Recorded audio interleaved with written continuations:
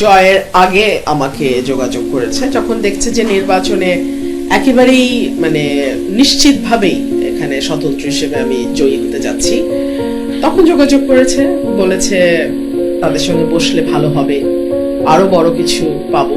আমার দল তো আমাকে বহিষ্কারই করে দিয়েছে। আমার দল বলে তো আর কিছু না, এটা তারেক রহমান সাহেবের দল, উনি তো আমাকে বহিষ্কার করে দিয়েছেন, তার আমার দল না। আমার রাজনীতি আমার দলের রাজনীতি দলের। যেই ভোটের ফেয়ার ভোটের জন্য তাদের এত লড়াই সংগ্রাম 17 বছরের, গতকালকের ইলেকশনেও তো তা বিভিন্ন জায়গায় তাদের আচার আচরণ খুব ভালো ছিল না। হ্যাঁ, আওয়ামী লীগের ছায়া তো কিছু কিছু এখনই দেখতে পাচ্ছি। কুৎসিত মন্তব্য করেছে বিএনপির পদধারী নেতারা, আমি তাদের কাছেও কৃতজ্ঞ, কারণ তারা যদি এতটা কদর্য আচরণ না করত তাহলে হয়তো আমি এত ভোটের ব্যবধানে জিততাম না। তাদের সমস্ত অন্যায়, অবিচার, অকৃতজ্ঞতা সবকিছুর জবাব দিয়ে দিয়েছে। বিএনপি দলের আমন্ত্রণ জানায়, সেক্ষেত্রে আপনার পদক্ষেপ কি হবে?